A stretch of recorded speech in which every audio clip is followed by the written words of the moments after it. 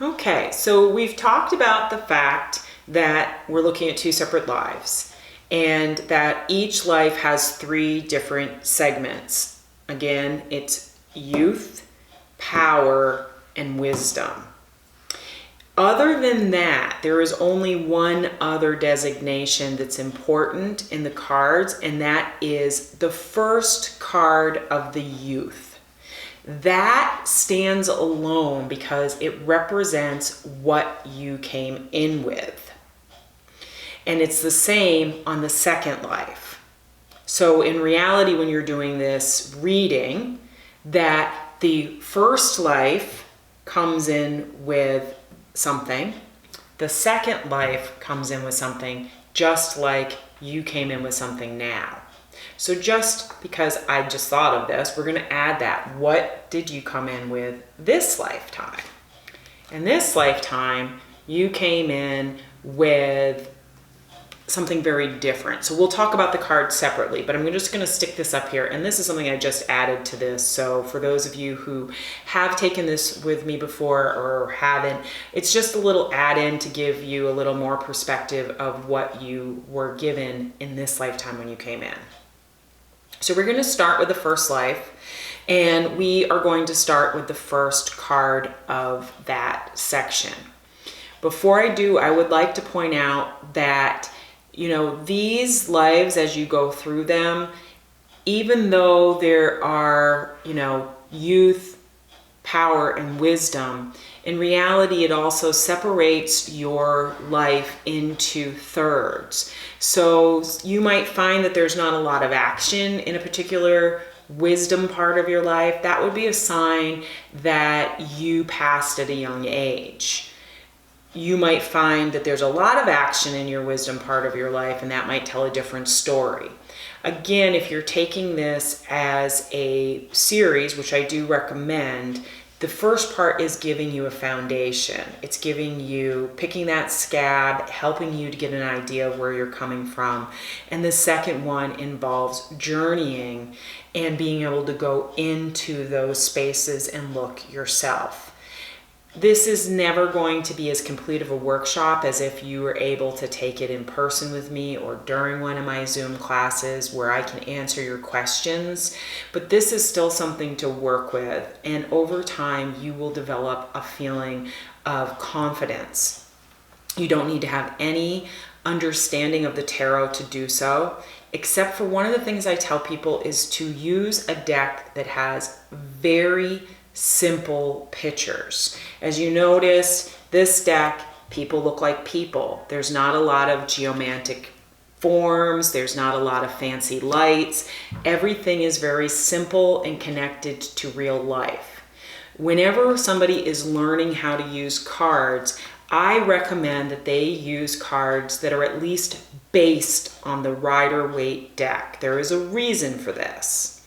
The Rider-Waite deck was created by ceremonial magicians who went out of their way to load each card with as much symbolism as they could. This symbolism triggers our subconscious mind and helps us to have a more expansive view of what we are seeing. So don't worry about whether you know what this card means in the tarot or whether you don't. When you're working with me and anything that has to do with divination or developing psychic ability, the most important part is trusting what you feel.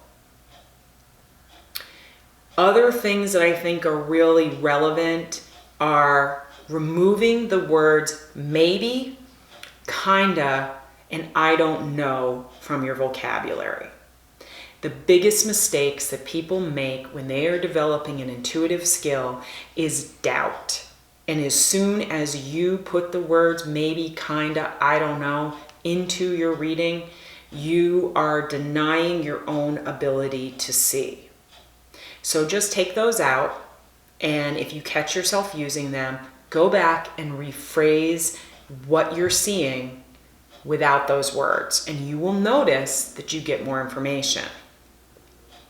The other pieces, and I know that there's a lot of information before we get started, but they are foundational and they will help you to understand this better, is that you are not going to get a location based off of the image that you see in the cards.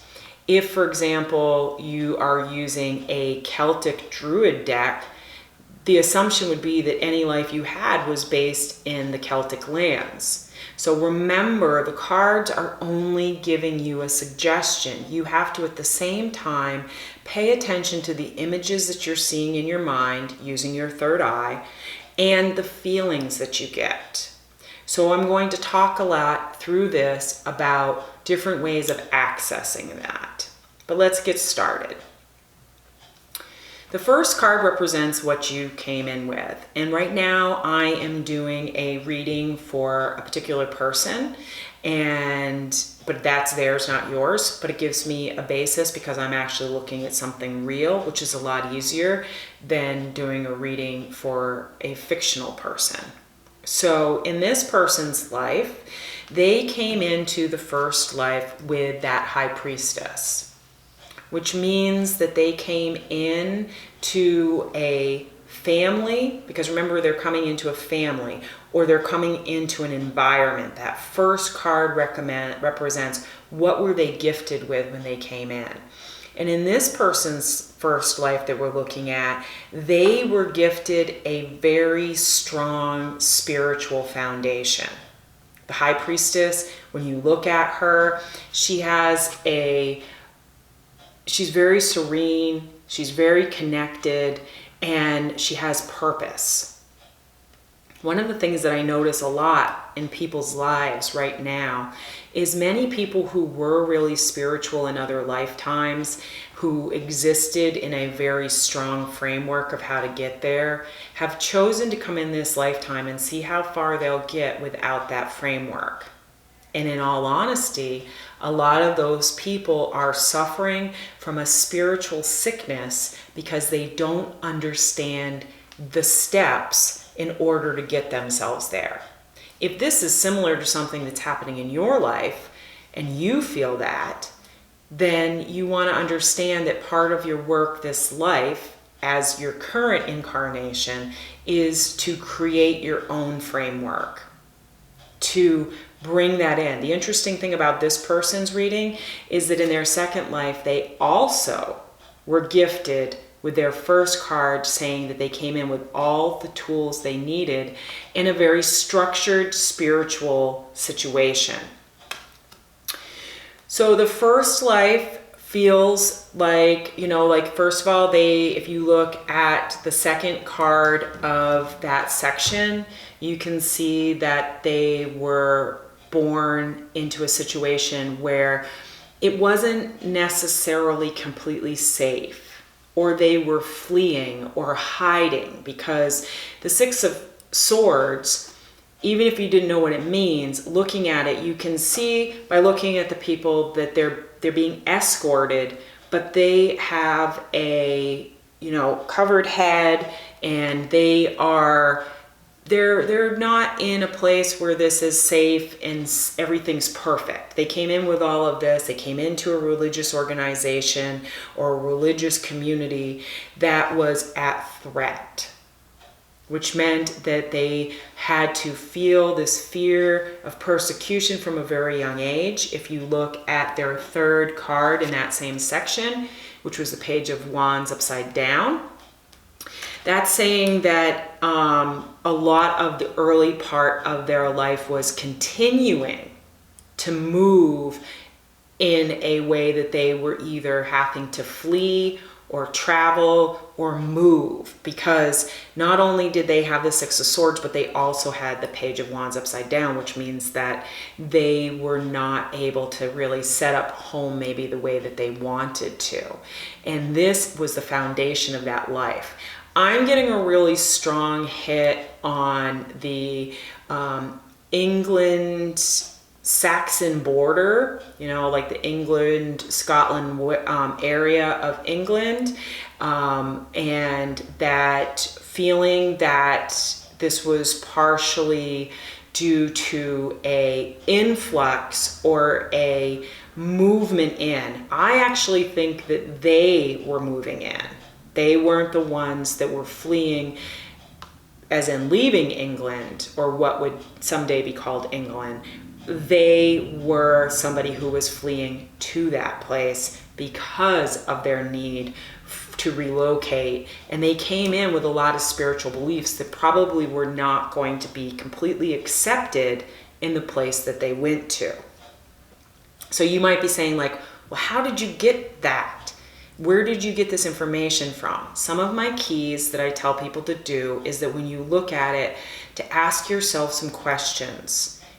And the easiest way to start is by looking at your feet in your mind.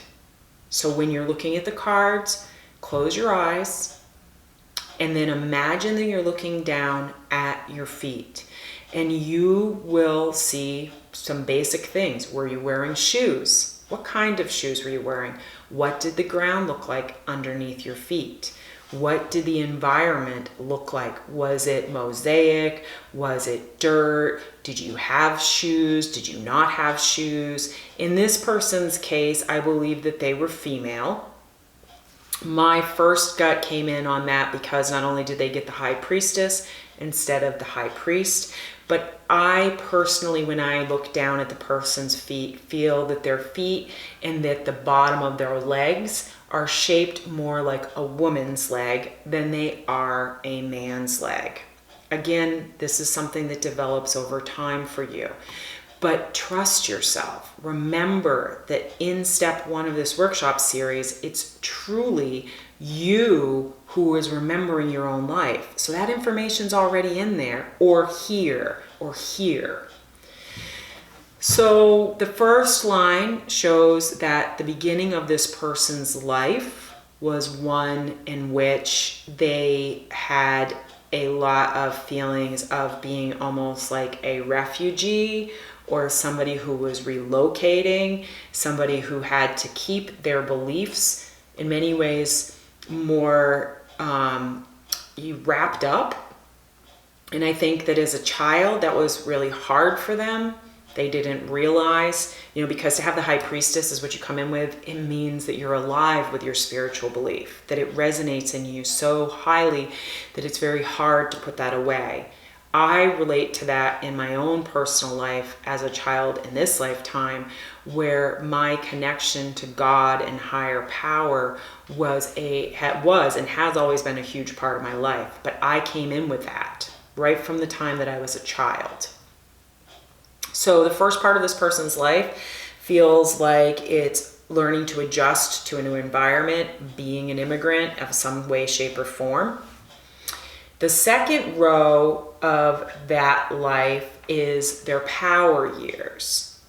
The power years is more about their youth, as in a young adult, and into, like their parenting years, or the years would be considered that. The years where we accomplish.